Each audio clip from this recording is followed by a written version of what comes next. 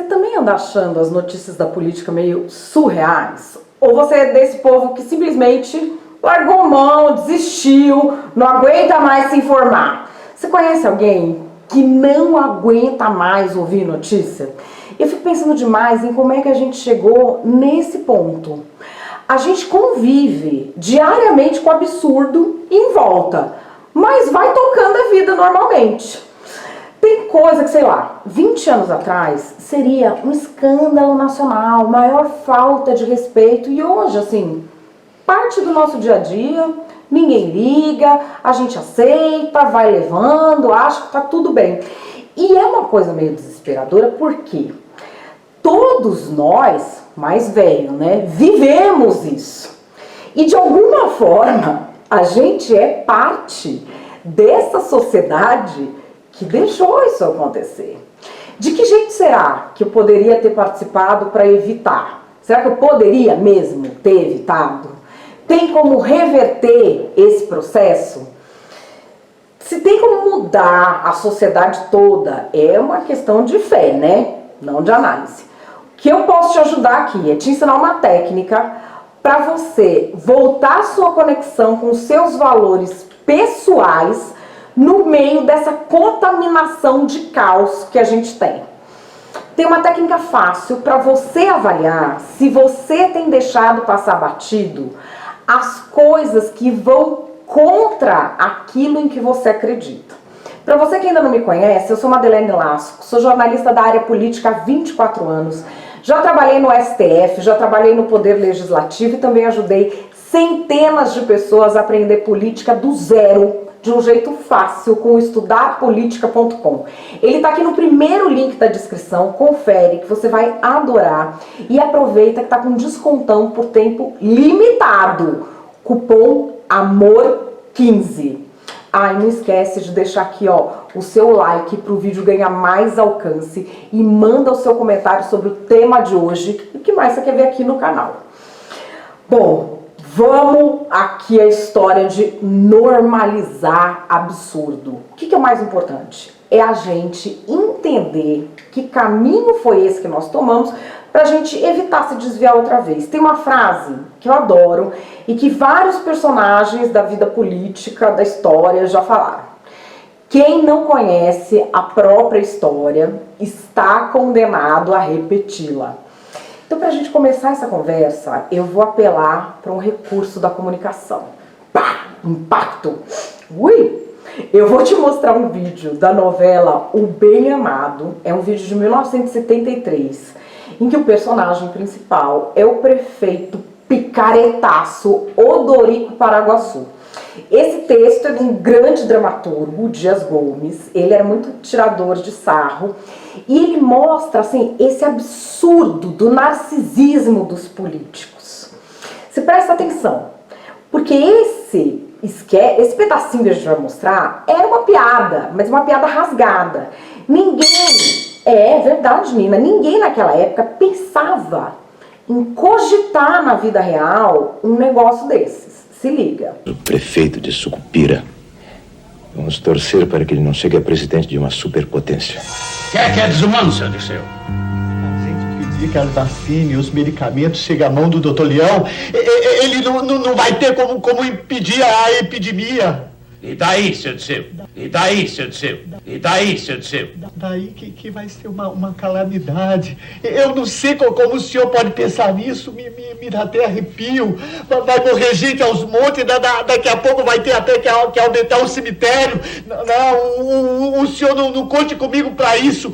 Isso vai ser um assassinato em massa, um genocídio. Pare com esse selinho, senhor Dirceu! Lá de ser burro! Burro, malagradecido e desaforista. Quem está pensando aqui em aumentar cemitério? Quem está pensando aqui em genocídio? Como é que você tem a coragem de imaginar isso de um homem que sacrifica noite e dia pelo bem da população? O que é que você tem na cabeça? É miolo de borboleta? Aqui, seu. O senhor não entende de política. Veja se raciocina. O que eu não admito, de jeito nenhum, é que o doutor Leão se transforme num herói. Eu não vou dar essa vitória de mão beijada para o inimigo. Se há vaga de herói nessa terra, essa vaga é minha. A vitória política tem que ser nossa, da minha administração, do nosso partido. E não do inimigo, do homem que está do lado da oposição. É que eu não consigo pensar muito bem. Eu sou tão burro. Ah, ainda bem que o senhor reconhece que é desapetrechado de inteligência. Mas não é preciso ser um Rui Barbosa para entender. A gente vai interceptar as vacinas, sim. Mas a população não vai ficar sem ser vacinada. Porque nós vamos ter vacina de sobra no nosso posto. Mas que posto? No posto que eu vou abrir. Odorico Paraguaçu vai salvar essa cidade. Como é que eu pude pensar diferente? Essa é uma ideia genial. E agora eu te pergunto, a vida imita a arte ou a arte imita a vida? Gente, tô brincando, não é nada disso. É um processo de passar a aceitar o que a gente não aceitava. E isso é um movimento normal, é um movimento de evolução das pessoas, desde que a gente saiba para onde é que a gente está indo e o que a gente quer com essa mudança. Vou te dar um exemplo. 200 anos atrás, a grande maioria das pessoas não aceitava que todos os seres humanos deveriam conviver com igualdade. Negros, brancos, mulheres, homens. E hoje, a maioria das pessoas já pensa assim. Essa é a regra na maioria dos países. Tem muita explicação para esses processos nas sociedades. Um que eu acho, vamos dizer, o mais fácil, o mais simples de explicar aqui no YouTube é uma coisa que você pode até dar um Google aí, chama Janela de Overton. Ela determina o que a gente aceita no discurso público. A gente divide as opiniões numa escala. Então a gente tem opinião política, que é tipo a mais aceitável possível, popular, sensata, aceitável, radical e aí impensável. Só que uma ideia específica, ela pode ir transitando nessas categorias conforme você vai desenrolando o debate público. Nesse caso específico que nós estamos falando, o que era impensável? Que uma autoridade colocasse vidas em risco porque queria dividendos políticos de aparecer como herói. Sim, mas isso, cá entre nós, continua sendo um impensável, né? No máximo, radical. Nunca vai ser uma coisa aceitável. Depende de como você joga o jogo do debate público. Quer um exemplo? Ah, quero um exemplo.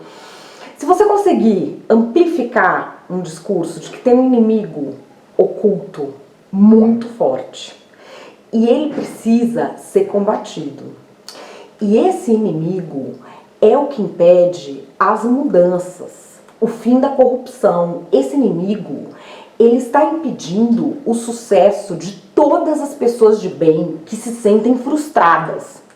Aí a gente já tem um começo. Já tem um bom começo do discurso. E aí você tem que ir dosando, provocando, para a pessoa ir perdendo o contato com a realidade. Gente, isso é horrível, mas isso se faz e não é só no Brasil, é no mundo inteiro. Você precisa ter primeiro uma boa quantidade de gente na opinião pública e não só na política que embarque nessa história. Então o que acontece? Esse inimigo muito forte que impede a felicidade das pessoas de bem, ele está constantemente ameaçando um determinado político e tentando puxar o tapete dele. Parece um caso de corrupção. Mídia golpista. Perdeu o apoio no Congresso. Odeia que pobre voe de avião. Mas quem é que quer o golpe? Quem é que odeia o pobre no avião? Não vai ter resposta. Porque nada une mais do que um inimigo imaginário. Tem que ser sempre uma coisa vaga, uma coisa ambígua. Por quê? Porque aí faz com que cada pessoa projete nesse vácuo os próprios fantasmas, os próprios demônios, os próprios inimigos.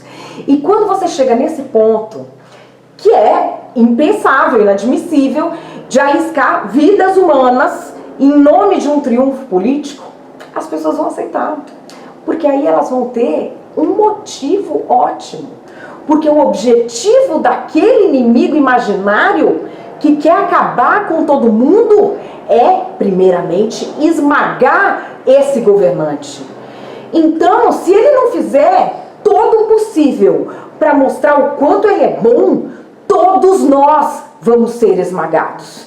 Então, tivemos de sacrificar alguns. Sim, mas é do jogo. E daí?